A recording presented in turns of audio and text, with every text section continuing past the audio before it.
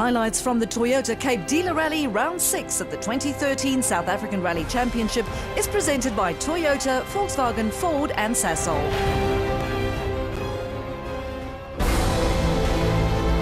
Man versus man. Man versus machine. Man versus the elements. But most importantly, it's man versus the stopwatch. This is the 2013 South African Rally Championship.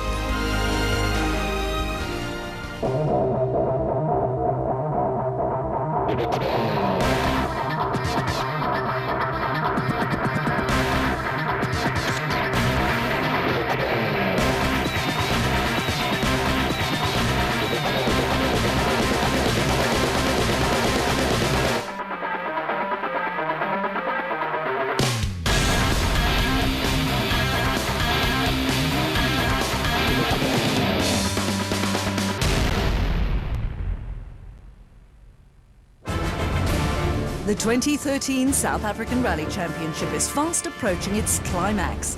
SA's best drivers have already conquered every obstacle that no less than 4 provinces could throw at them, including rain, mud and dust. And now they enter the final stretch. In this edition of the NRC, we rewind the clock to the middle of August and we bring you all the fast-paced action from Round 6, the Toyota Cape Dealer Rally.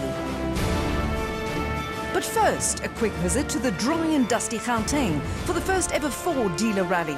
It was the middle of winter in the Cullinan area, around 30 kilometers east of Pretoria and not too far from Ford's Pretoria operation, when the rally's circus entered the second half of the season.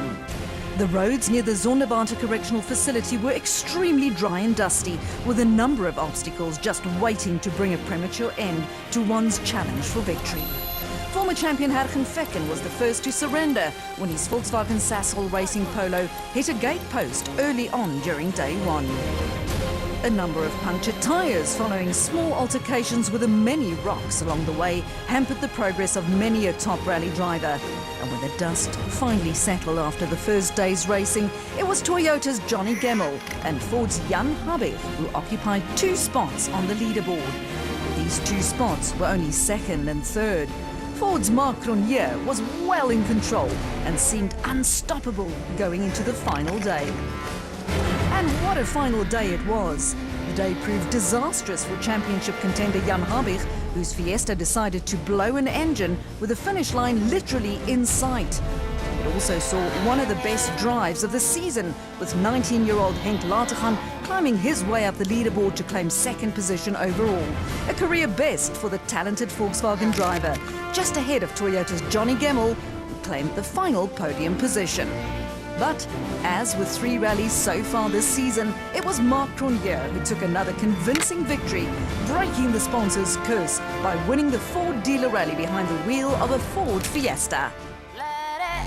A near-flawless score that includes 4 wins out of 5 events means Mark Cronje leads the way on 113 points out of a possible 125. It's another Ford, the one driven by Jan Habig, who trails by a full 25 points, or the equivalent of a rally win. Johnny Gemmell is the first of 3 Toyotas, ahead of Janelle de Villiers and Leroy Poulter, while Volkswagen's young gun Henk Lateghan is tied with Poulter in 5th. JP Damso leads the S2000 challenge, closely followed by Mohamed Musa and Gugu Zulu, while Enzo Kuhn has lots of work to do from 10th. But that was 4 weeks ago, and back in Gauteng. The South African Rally Championship now reaches the Western Cape for the first time in 2013, as the teams and crews prepare to take on the Toyota Cape Dealer Rally. The rally is based around Brackenfell and the Imperial Toyota dealership at the Cape Gate shopping complex. But the majority of the stages are on classic farmland roads in the Swartland, near the towns of Malmesbury and Moorreesburg. These stages are traditionally fast and flowing, but they also feature many obstacles that will punish anyone who dare make the smallest of mistakes. This may well be the Toyota Cape Dealer Rally, but clever money will have to be on the man on form and championship leader Mark Cronje. Oh, look, at this stage we've put a lot of homework into it, and I'm really looking forward, especially that it's a Toyota event. So for me, it's flat out from word go. Second place man Habich is now a full 25 points behind thanks to an engine failure late on the previous event. But these things do happen, so we're still second in the championship. Obviously for this event we really have to make sure that we get a good set of points, and that would be the objective today. Toyota's Johnny Gemmell is currently third in the title fight, but will he go for championship points or risk all for a Toyota victory on the Toyota Rally? No, we're going to try and win this one, like always. But conditions a bit tricky, eh? We did the recce yesterday and a lot of muddy spots and slippery spots. And the forecast is rain for tomorrow, so it's going to be a tough one. Consistency is what brought Janelle de Villiers to fourth in the title race. So can we expect to see more the same? Obviously, we're still trying to improve our speed. You know, where we are in the championship at the moment doesn't really concern me that much. I mean, obviously, it's nice to be there, but you know, we got to try and improve our speed a little bit more. And with nothing to lose, one can expect the talented Leroy Poulter to go all out in an effort to claim the top step for sponsors Toyota. You know, obviously the championship is, I think, out of our reach at the moment. So we'll just push on and develop the car some more and see if we can try and give it a win for Toyota. Young Henk Laantegan has moved up a few championship positions thanks to his best ever result just 4 weeks ago. I don't think I've ever done that well in a rally in South Africa. I think it just goes to show that the car's got the pace and we're moving up a bit, so hopefully we can continue with that on this rally. The mighty and star-studded Volkswagen team have been on the back foot for most of the season, but it's never too late to turn it around, something that the double champion Enzo Kuhn will know all too well. The last rally showed that the team has picked up its pace with Henk's performance there. We look forward to this event. It's traditionally a good event for Volkswagen, so we look forward to testing the speed of our cars on these super fast roads. And speaking of double champions, Harken Fecken is another one, but luck has certainly not been on his side so far in 2013. In the equally competitive S2000 challenge for older specification rally cars, it bodes well for points leader JP Damso, who knows these Cape Rally roads like the back of his hand. We all had a chance to go over the roads yesterday on the recce run, so we'll see. Hopefully it's a good one for us.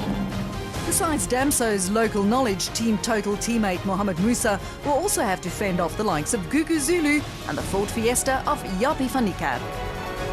I think, look, we're confident. We've done a lot of testing. We did the recce yesterday, so we're going to take the fight to him.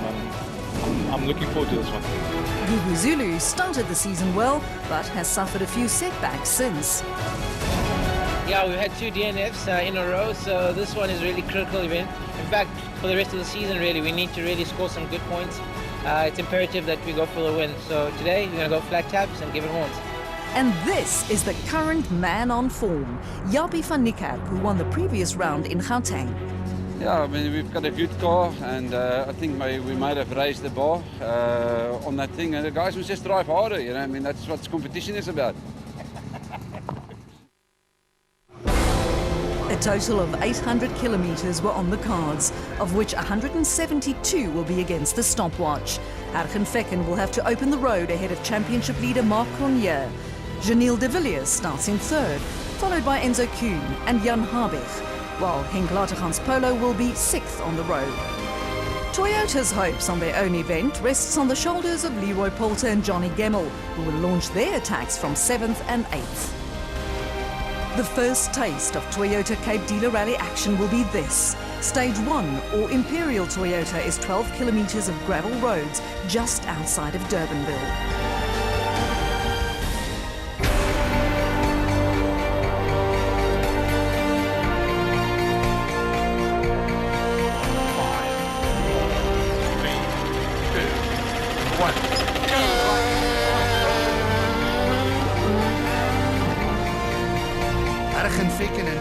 Are the first ones to break the morning silence as the Volkswagen Sassel Racing Polo blasts into stage 1. It is always tricky being the first car on the road, but the former champions set the first time of 6 minutes and 46 seconds. Continues over 150, slight left goes down, then C180, long left 6. Yeah, the car went very well. The stage is good, it's quite quick. This is championship leader Mark Cronje and co-driver Robin Houghton in the Ford Racing Fiesta. Cronje's tactics so far this season is to make his mark early on, but a time of 6 minutes and 47 seconds is a few tenths of a second slower than the first time set by Fecken. And then keep right for 300. It was great. We had a bit of a spin. Yeah, just battling to find my rhythm there, so I had a bit of a, anyway. The Imperial Toyota Yaris of Dakar legend Janelle de Villiers and Greg Godrich is the next car on the road. 6 minutes and 50 seconds for de Villiers, just 4 seconds off the current pace. We met some cattle. We were 10 seconds up. We just had to slow down completely because it's obviously, from there it's flat out over the hill, and I don't know, we probably lost 15 seconds. Enzo Keane and Douglas Judd are seasoned campaigners with numerous drivers and navigator titles between them. But even Keane could not do much about losing nearly 30 seconds in stage 1. Farmer's herding his cattle on the stage, so in the interest of the sport, I decided to take a detour. This is Jan Habig and Robert Paisley with a brand new engine underneath the bonnet of the Basil Reed Ford Fiesta. The 6 times champion still has a chance to add another title to his tally, so the old master was pushing hard. But he too ran into trouble, or is that more cattle?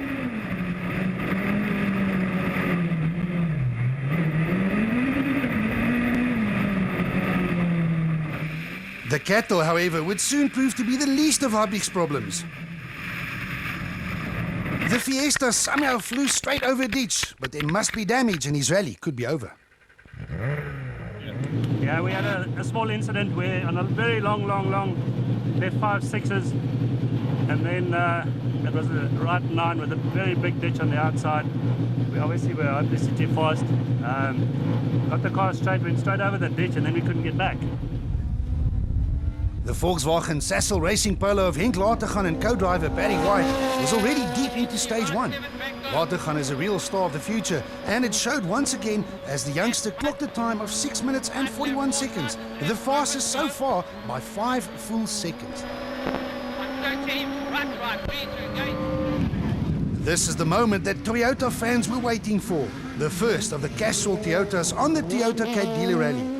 It is Leroy Poulter and Alvin Coetzee in full flight behind the wheel of the Castrol Yaris. And Poulter makes his intentions very clear by crossing the line in just 6 minutes and 39 seconds, 2 seconds faster than Latergan. Nice, but very slippery. Very slippery on the grass. You've got to be very careful.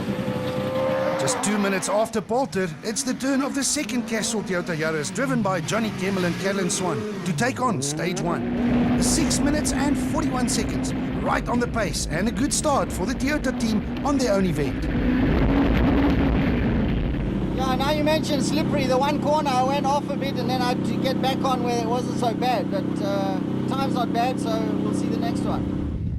Behind the 8 factory and S2000 cars, it is Jaapie van Niekerk and Gerard Snyman who open the road for the older specification S2000 Challenge cars. The new Africa Developments Ford Fiesta was victorious last time out, so van Niekerk had every intention to do well here in the Cape. 5 in into turn right 9 cut. Turn right 9 cut. It's the same corner that caught Habig out, but van Niekerk's Fiesta is going nowhere. Hey? Jannie flew the ditch and straight over. It's unbelievable actually, and we had to decide either try to make it or, fly it as well. We didn't have enough speed to fly it, but we tried to turn and we didn't make it and ended up in the ditch. With van Niekerk already removed from the equation, the door was wide open for Team Total's JP Damso and Hilton Ulfred. Damso is a quick driver, especially on Western Cape rally roads, and it showed as he set the second fastest time of all, just 1 second off the winning pace.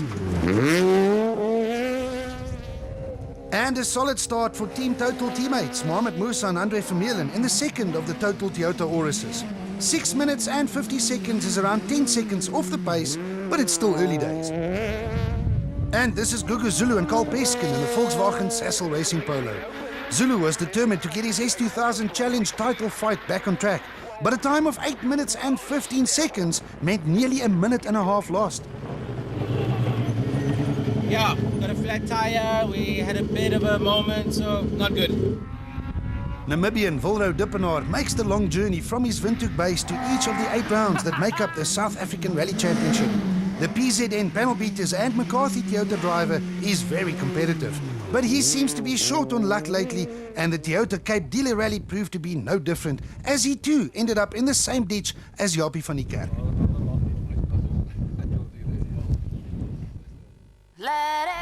Big drama early on, as the first scoreboard of the day already does not include a few names such as Habig, Van die Kerk and Dippenaar. No drama, however, for Leroy Poulter, who packs the first punch. 1.9 seconds ahead of JP Damso, Lategan and Gemmel are hot on their heels, just ahead of Fecken.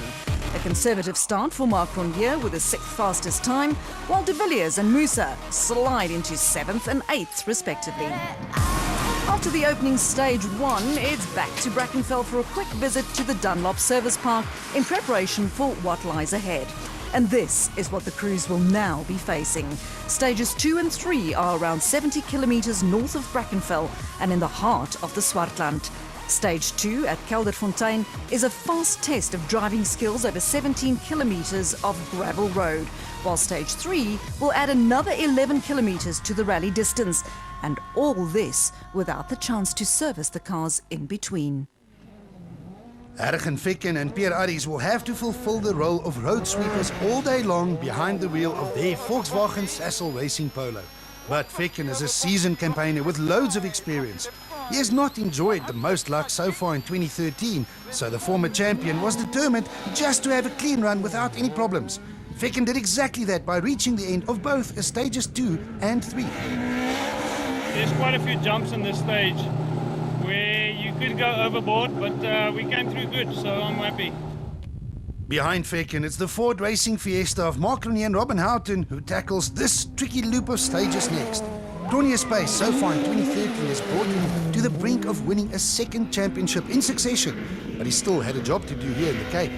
Fecken set the benchmark times on both stages 2 and 3, but Cronje goes faster by 7 seconds on stage 2 and another 7 seconds faster on stage 3. Dip next to his middle, left 3 over dip, into left 3 over crest, dip, cut straight, caution, rocks turn left 9, left 3 over crest.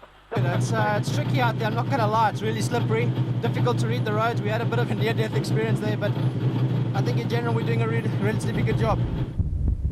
Janelle De Villiers and Greg Godrich were the next ones to venture into the heart of the Swartland. The Imperial Toyota Yaris driver is very fast at times, but De Villiers seems to struggle with little niggles that slows him down. This time, he was battling with a gearbox inside the Yaris, making it difficult to shift down. He lost around 19 seconds to Cronje on stage 2 and another 4 seconds on stage 3. We were more on it there. Previous one, I think we were a little bit cautious on the jump, so there's still 1 or 2 in here where every time you go over it, you think, you could have gone a bit faster, but... This is the experienced team of Enzo Keane and Douglas Judd in the Volkswagen Sassel Racing Polo.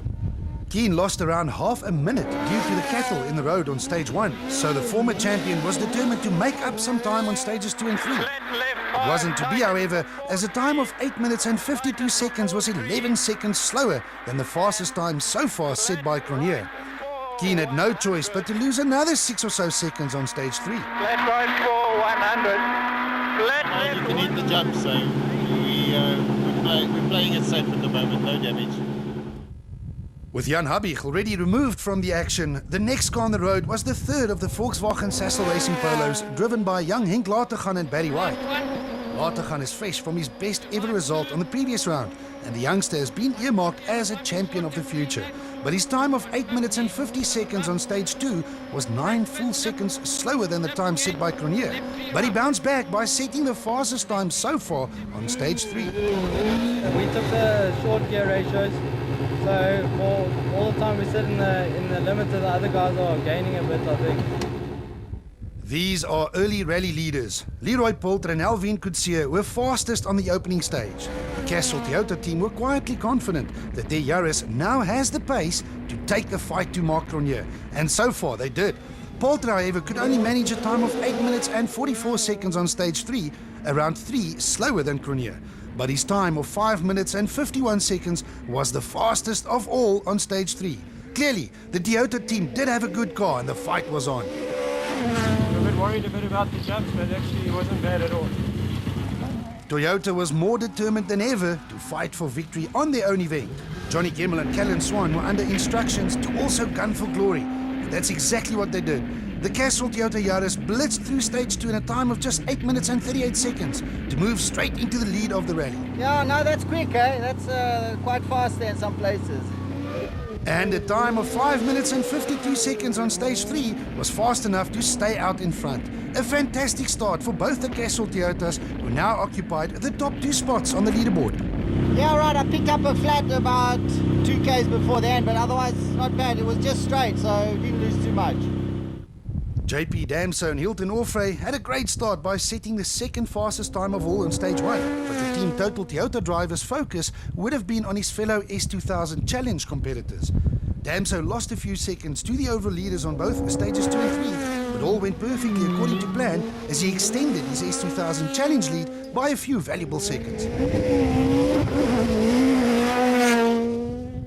The S2000 Challenge in question was already turning out to be a fight between the Team Total Toyota teammates of Damso and the second Toyota Auris of Mohamed Musa and Andre Vermeulen. Musa drove hard, but for once the businessman could not keep up with his teammate. The stage was quick, but I don't know, it wasn't comfortable. It just didn't flow, and my teammate is going like hell, so...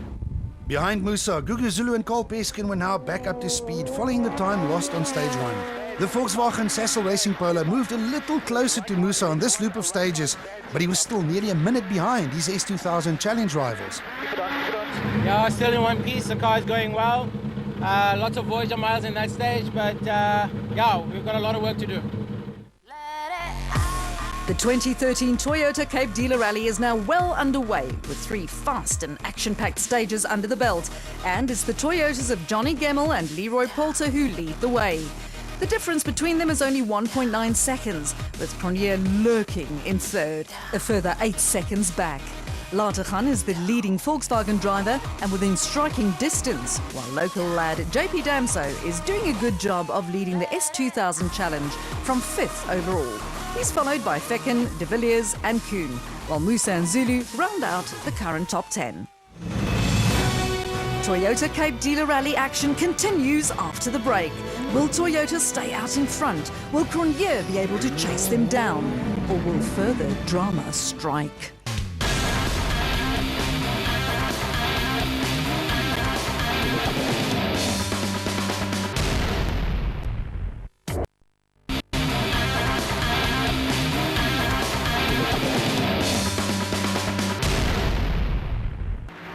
It's halfway through day 1 of the long-awaited Toyota Cape Dealer Rally here in the heart of the Swartland near the towns of Malmesbury and Moorreesburg. And already we've had a fair share of drama. Jan Habig was the first to run into trouble, followed by Jaapie van Niekerk and Bilro Dippenaar, whose rallies all ended in the same ditch. Near the top of the leaderboard, young Henk Lateghan currently occupies 4th position, but he's well within striking distance.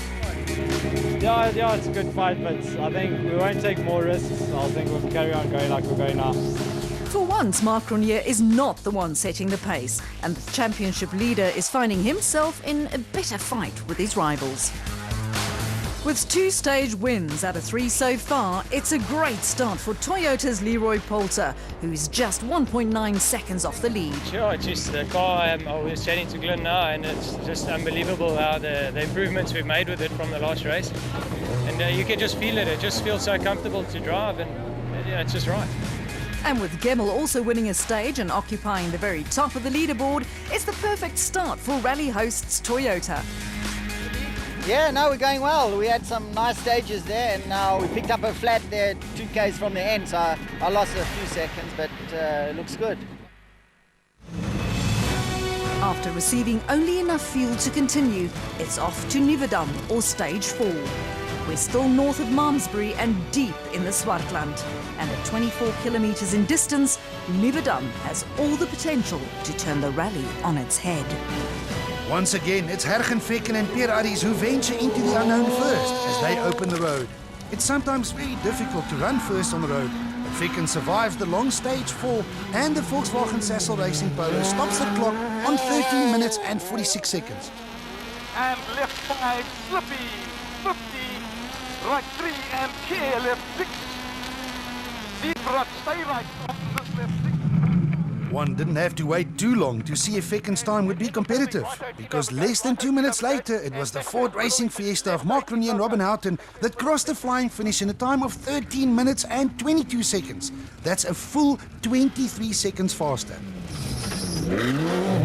Got the car jumping really nicely, so I'm really happy with that. This was a stage where we had to take it easy with the jumps. The Imperial Toyota Yaris of Janelle de Villiers and Greg Godrich was the next car. De Villiers enjoyed this fast stage and set a time of 13 minutes and 35 seconds. 11 faster than Fekken, but 13 slower than Cronier.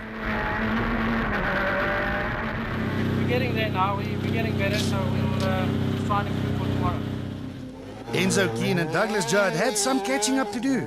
Keane has won this rally many times in the past, but the Volkswagen Sassel Racing Polo was now slowing down and stopping. They have to change a flat tire and minutes will now be lost. And that is the second Volkswagen Sassel Racing Polo of Henk Latergan and Barry White, also stuck on the side of the road. Terrible luck for Volkswagen as the youngster is forced to retire. With so much drama in just one stage, Leroy Poulter and Alvin Coetzee were hoping for a clean run. The Castle Toyota is just 1.9 seconds from the lead of the Toyota Cape Rally, but Poulter is about to run into trouble of his own. That's the Volkswagen Sassel Racing Polo of Enzo Keane after they changed the flat tire, but Keane clearly has no idea that Poulter is trailing in his dust. Keane hits a wall, that's the end of his rally, while an unhappy Poulter finally reaches the end of the stage, but around 30 full seconds were lost. Enzo stopped and came out in front of us, and we were bumping him down the straight. He wouldn't move over. Go for 3Ks, 4Ks behind him until he hit a wall in front of us, and then we had a flat wheel, and then I hit something with a back wheel, so we broke the suspension. We repaired that. We got a broken side shock, so we had lots of problems. We spent half a day in the stage. With Poulter losing time and Cronier ready on the scoreboard with a very fast time, Johnny Gemmel and Callan Swan's lead was now also under 3. The Castle Toyota had around 10 seconds in the bag, but his time of 13 minutes and 43 seconds is nearly 20 seconds slower. Gemmel drops to second overall, while Mark Cronier takes the lead. That means we went a bit slow. No, I had a spin in that one. I had to reverse and then go forward again, so I lost a couple there. With so much drama all around, Team Total's JP Damser and Hilton Orfrey could also not avoid a bit of bad luck, but at least survived the tough 24 kilometers at Nieuwedam with his S2000 challenge lead well intact. Hit some water and everything went dead, and yeah, we lost a lot of time. Even more unlucky were Team Total teammates Mohamed Musa and Andre Vermeulen. They too hit trouble on stage 4, and although they emerged from the wheat fields, the damage to their Toyota Auris was way too severe, forcing them to throw in the towel. Power steering stopped working, and then the engine just started overheating. Yeah, I said okay. Sitting on 130 degrees. I just kept it flat. Last couple of Ks with no power steering. That. While all the drama was bad news for some, it was good news for others.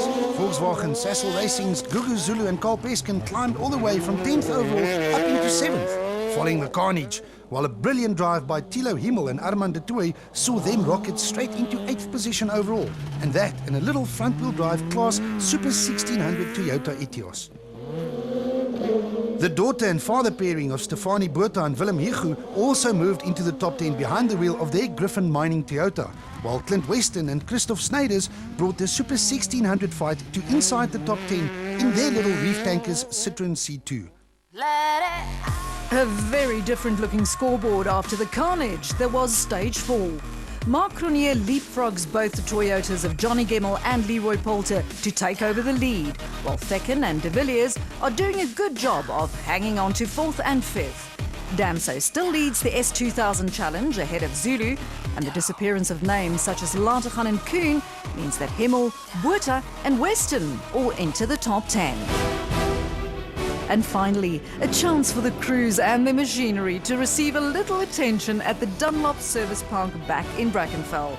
And a well-deserved break too, following 3 long and demanding stages in the Swartland, which caused so much havoc. But the action for day 1 is still far from over. The crews still have to contend with darkness, barriers and many pavements inside the Cape Gate shopping centre. This is stage 5, and although it's just more than 1 kilometre in length, the dangers are obvious. One cannot really gain much time on a short stage like this one, but you can hit obstacles and break stuff such as wheels and suspension, and that in front of thousands of spectators. As expected, times were very close on such a short stage and did not really influence the overall standings, while the trio of Toyotas driven by Janiel de Villiers, Johnny Gemmel and Leroy Poulter basically setting identical times, bar a few tenths of seconds. But it would do little to challenge Cronje's lead. This is rally leaders Mark Cronje and Robin Houghton setting off, but the marshals deemed it to be a jump start. It must have been very marginal, if at all, but Cronje receives a 10-second penalty nonetheless, dropping him back into the clutches of the 2 chasing Toyotas and setting the scene for an epic final day. And this is the final day of the Toyota Cape Dealer Rally. The Western Cape is probably one of the few places in the world where weather forecasts do seem to be accurate. Heavy rain was predicted, and heavy rain is what everyone got. This will not only turn the rally into even more of a challenge, but with conditions like these, it's about to get ugly. Janiel de Villiers finds himself in 4th place overall. Yeah, look, almost need a boat today. It's it's going to be very wet. Obviously, the ground's waterlogged already, and a little bit of rain, it's going to make it very, very muddy out there. Leroy Poulter will no doubt give it his all to try and close the gap, while also facing the elements. Yeah, for sure. We think, yesterday the car was good in the dry, and today's going to be a little bit different, obviously, with the weather. Let's see how it goes.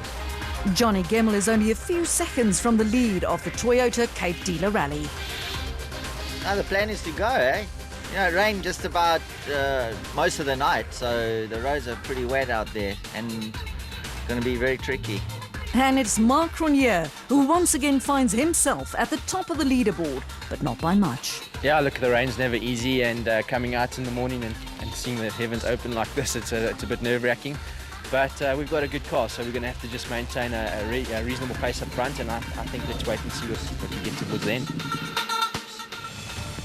The heavy rains have turned the wheat and canola fields of the Swartland into a mud bath, making the 17 kilometres of Stage 6 and the even longer 27 kilometres of Stage 7 somewhat of a lottery where anything can happen. The fringes of the top 10 on any round of the South African Rally Championship can be a busy place. Not only is it a remarkable achievement and testimony of driving skill, it's what drivers and teams come here to do in the first place. The fight for Super 1600 honours for cars with an engine capacity of up to 1600 cc's and only front-wheel drive even entered the top 10, with Class S1600 leaders Thilo Himmel and Armand de Tooy currently occupying an overnight 8th position in their Gem Sport locally built Toyota Etios, while the little reef tankers Citroën C2 of Clint Weston and Christoph Sneyders rounded off the top 10. After stage 6, circuit racer and go-kart star Chad van Beerden and co-driver Nico Swartz joined them inside the top 10 in his Volkswagen Polo. But after the long, fast and very slippery stage 7, this all changed. Van Beerden had a slow stage and dropped out of contention, making way for the faster S2000 cars that were now on the comeback trail. Piet Bakkes and Johan Oukamp, in their older specification Toyota, climbed the leaderboard to occupy a very credible 10th overall at this crucial stage of the event. But the man on the move was young Henk Lateghan and co-driver Barry White. The Volkswagen Sassel Racing Polo retired from the event late on day 1, but re-entered under the Super Rally rules, which allows you to compete on day 2, but with severe time penalties. But even these time penalties could not prevent the young man from climbing back up to 9th overall and closing in on the Super 1600 of Himmel ahead of him. Ahead of Himmel, it was the Volkswagen Sassel Racing Polo of Gugu Zulu and Carl Peskin. Zulu was sort of in no man's land, far enough ahead of the drivers behind him, but probably also too far back to challenge for a better position. The strategy in such a case is not to make any mistakes and hope for the best, exactly what he did. So I guess the best thing we can do is consolidate and ensure we're at the end. The man ahead of Zulu was local hero JP Damso and co-driver Hilton Orfrey. The Team Total Toyota driver is very quick on these roads, but enough experience caused sanity to prevail as Damso opted for the safe approach. He didn't have to take any risks as his focus was to win the S2000 challenge, and with his main rival Zulu more than a minute in arrears, it was all going according to plan. Also going according to plan was the progress of the Volkswagen Sassel Racing Polo driven by Hergen Fecken and Pierre Arries. Fecken has won this rally in the past, but bad luck seems to be a too regular companion in 2013. The former champions were once again struggling with a few niggles inside the car, so they weren't too unhappy with their current 5th place overall. Around 40 seconds ahead of Fecken was the Imperial Toyota Yaris of Jamil de Villiers and Greg Godrich. De Villiers was still struggling to make smooth downshifts, but the Dakar man is experienced and kept his head cool to record fast times without taking any risks to cement his current 4th place.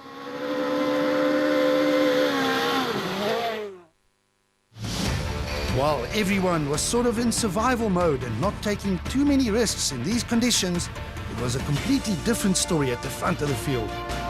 Pride, a rally victory, and maybe even a championship were all at stake here, and less than 15 seconds separated Marc Ronier, Johnny Gemmel, and Leroy Poulter.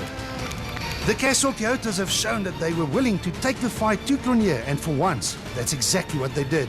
The gap between Poulter in 3rd and Cronje in 1st was 14 seconds, but Poulter and Alvin Coetzee came out with all guns blazing on the tricky stage 6 to record a time of 10 minutes and 40 seconds. Marc Ronier and Robin Houghton could only manage 10 minutes and 45 seconds, giving away 5 seconds in the process. It is tricky, there's no doubt. I'm a bit worried about the farmyards approaching the 90s because you can't read the traction in terms of the braking zones. The braking zones are really, you've got grip and then there's nothing, so you've got to really play it cool. Meanwhile, Johnny Gemmel and Callan Swan had a somewhat slow stage 6 with a time of 10 minutes and 57 seconds, thereby surrendering his 2nd position to his teammate Poulter, but it could not be any closer. But Gemmel had one more ace up his sleeve, the 27 kilometers of stage 7. From first on the road, Marc Ronier set the first benchmark time of 15 minutes and 26 seconds. But the Castrol Toyota of Gemmel blitzed through the farmyards in a time of just 15 minutes and 14 seconds, a full 12 seconds faster than Ronier. I lost a little bit in that first one, so I stepped on it a bit more now, so it's a bit better. Poulter's time of 15 minutes and 21 seconds was also fast as he moved closer to the overall lead. Very slippery, yeah? Very, very slippery. These three could now be covered with a single blanket as Cronje still maintained the overall lead, but just by 1.8 seconds over Gemmel, with Poulter less than 5 seconds back. This is what rallying is all about. Press middle and right 1. Press middle and right 1. Well, yes, it was slippery in the middle there. Marc Ronier hangs on to the lead, but only just. Gemmel closes to within 2 seconds, with Poulter only 4.3 seconds off the lead. It's all about the top 3 now, as de Villiers in 4th is more than 2 minutes behind, ahead of Fecken. Damso leads Zulu and the S2000 challenge, while Latergan re-enters the top 10. Join us after the break for the conclusion of one of the most hotly contested rallies in years. Will Marc Ronier be able to hang on to his lead of just 1.8 seconds? Will the Toyotas be able to continue their onslaught? Or will someone's hopes go up in flames?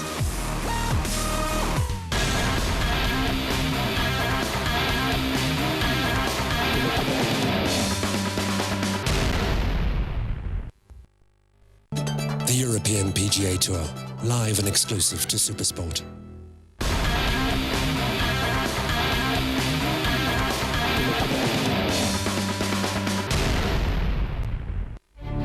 It's the final few stages of the hotly contested Toyota Cape Dealer Rally. Between the Ford of Marc Cronier and the Toyotas of Johnny Gemmell and Leroy Poulter, they've provided the spectators who braved the cold weather in Wayne with a spectacle that will be hard to forget, and it's far from over. Marc Cronier is still in the lead, but only by 1.8 seconds. That's what racing's all about, and we need the excitement. And 1.8 seconds isn't much. Keep going, go like hell. It's looking good for the Toyotas, as just 4.3 seconds mean that Leroy Poulter is well within striking distance.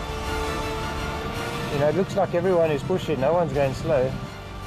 With the dice so close, all eyes were now on the battle for Toyota Cape Dealer Rally glory. Marc Cronier and Robin Houghton were the first ones to take on Stage 8 at Nieuwedam, the same stretch of farmland roads as Stage 4 from the day before. But conditions were very different this time around as Cronier spins the Fiesta. He recovers quickly though and sets off in an effort to extend his lead. 80.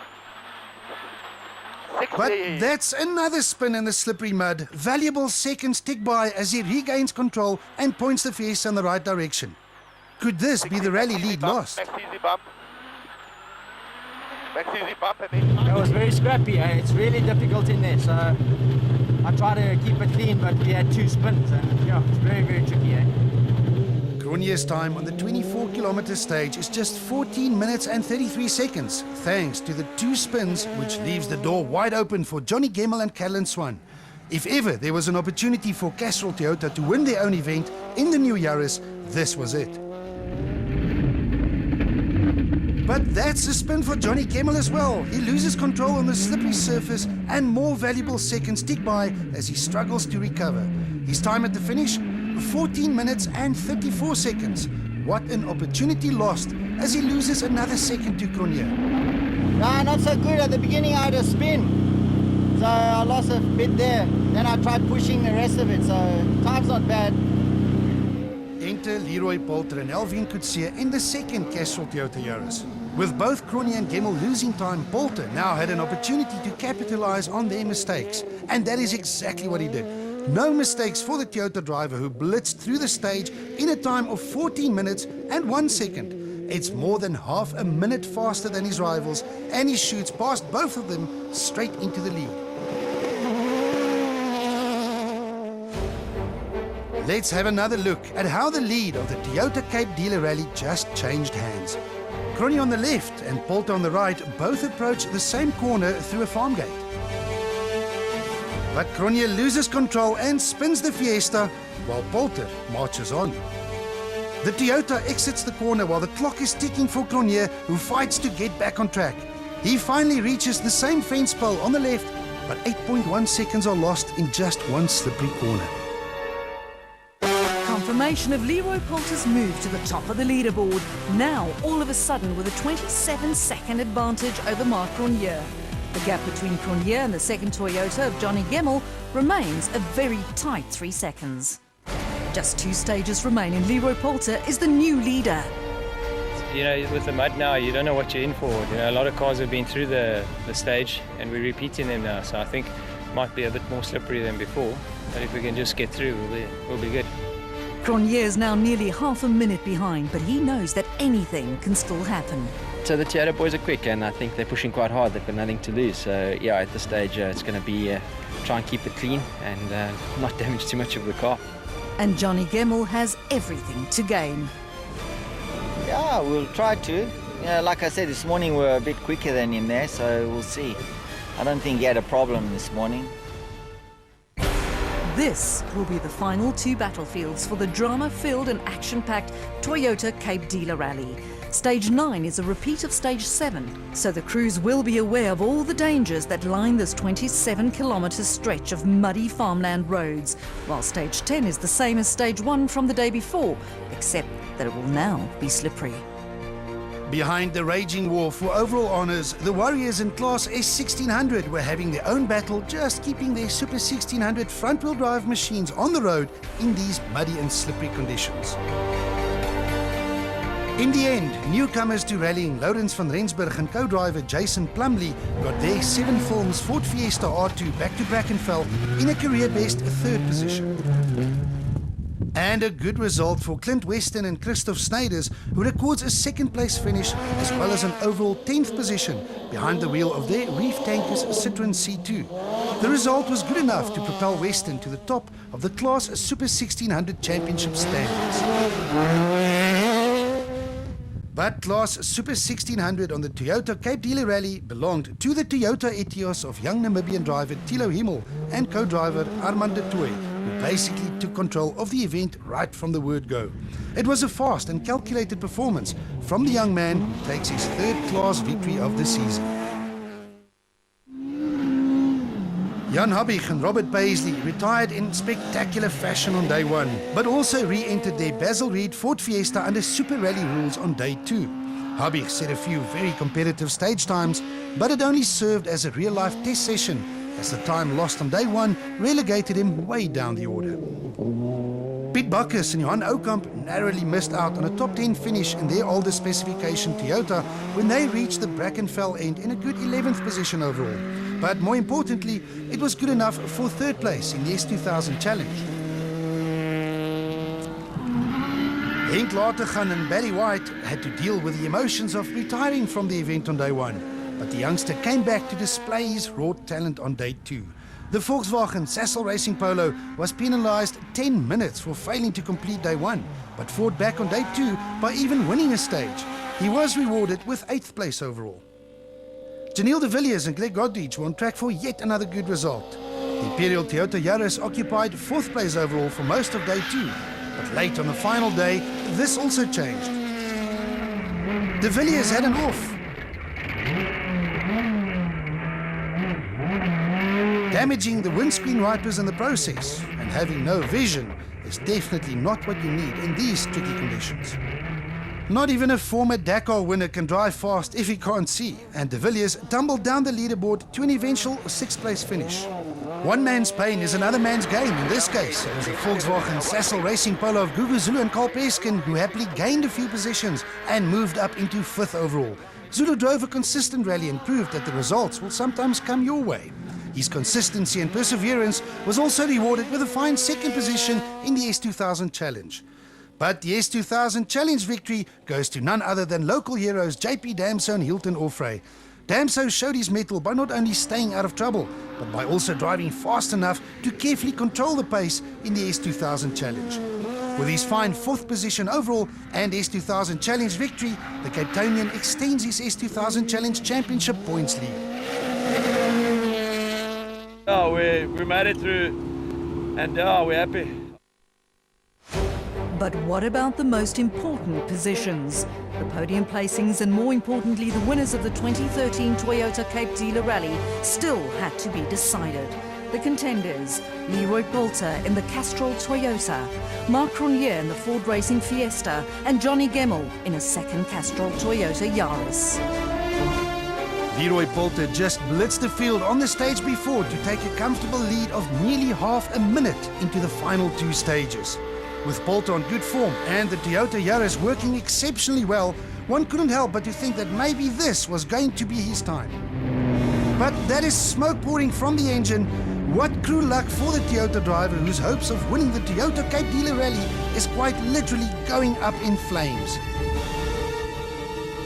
Yeah, we can't believe it. The engine's failed, and you know, we've worked so hard. The whole team has this for this rally. We've changed a lot of major things, and of course the car's working really well, but we're feeling sad for Leroy. He did a perfect rally, and it was looking really great for the whole team.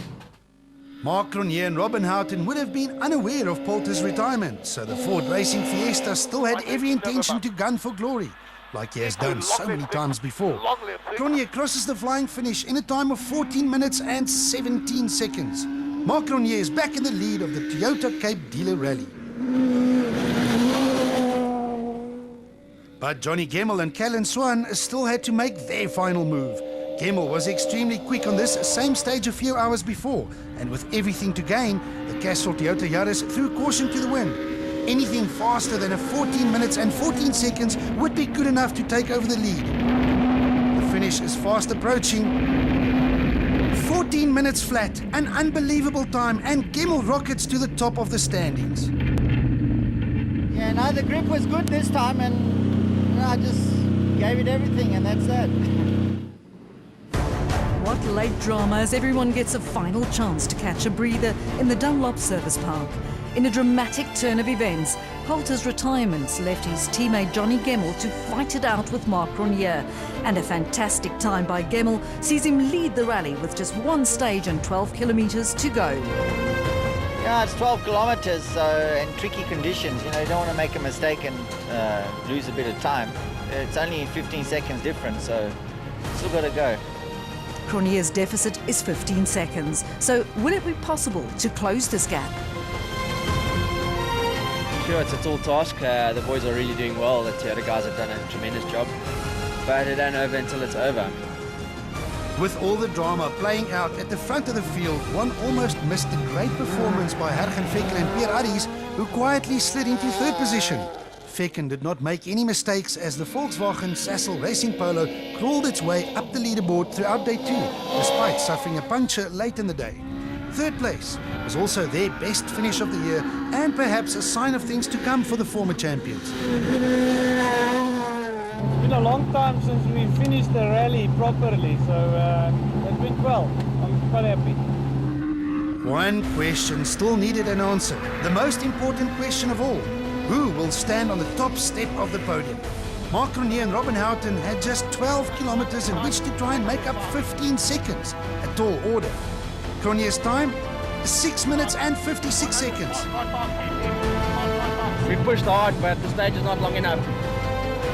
Cronier could do nothing more but to wait and see what time Gemmell would post. Gemmell and Callan Swan must have known that losing 15 seconds in 12 kilometers is very unlikely. Anything slower than 7 minutes and 10 seconds would hand the victory to Cronier, but he crosses the finish in 7 minutes and 3 seconds. It is slower, but enough to claim the win. Yeah, geez. But no, the time looks all right. The name of Johnny Gemmell ends at the top of the leaderboard after one of the closest and most hard-fought battles the sport of rallying has ever seen. Hergen Vekken gets the points for third and claims the final podium position ahead of S2000 Challenge winner JP Damso. Zulu gets fifth ahead de Villiers, while a luckless Poulter is classified as seventh. Latergan recovered to finish eighth, with the Super 1600s of Thilo Himmel and Clint Weston rounding off the top 10. A good comeback from Hergen Vekken to claim the final step of the podium and his best result of 2013. Yeah, look, it's been a long time, eh? We really enjoyed it. I think it was very slippery and difficult, and we kept a cool head, and it paid off in the end, so I'm very happy. Marc Renier was just a few seconds short, and although he didn't win this one, his second place finish will do his championship aspirations no harm. Yeah, look, I think that's what we had our scopes on right from the start, and the car performed faultlessly. And we had big risk, you know, so at the end of the day, you've got to weigh the risk up with the reward, and having a second, I think, is still a good justification, so I'm over the moon. And a dream result for Toyota, who finally managed to break the sponsor's curse by winning their own rally, thanks to an emphatic performance from Johnny Gemmell. Yeah, no, it's a dream result for us, eh? The team's very happy, all our supporters happy. It was a tough event, and we managed to pull it off at the end. But rallying can be an unpredictable sport, and the Toyota Cape Dealer Rally had one last sting in its tail, proving it's never over until it's really over. In a late twist of fate, it was determined that Marc Renier did in fact not jump the start on stage 5. His 10-second penalty was rescinded, handing him the 5th victory of the season, albeit by the narrowest of margins. Confirmation then of Marc Renier's victory of just 1.8 seconds over Johnny Gemmell. But these results are provisional and subject to an appeal that Toyota Motorsport has indicated its intention to lodge against the decision to rescind the 10-second penalty. Be sure to join us next time for the conclusion of the Toyota Cape Dealer Rally, as well as all the action and drama that the penultimate round of the 2013 South African Rally Championship will bring. We now head north to the capital of the Limpopo province for the dry and dusty Polokwane Rally. And who knows, the rally that may well crown the 2013 champions. See you in Polokwane on the 18th and 19th of October. Highlights from the Toyota Cape Dealer Rally, round 6 of the 2013 South African Rally Championship, was presented by Toyota, Volkswagen, Ford and Sasol.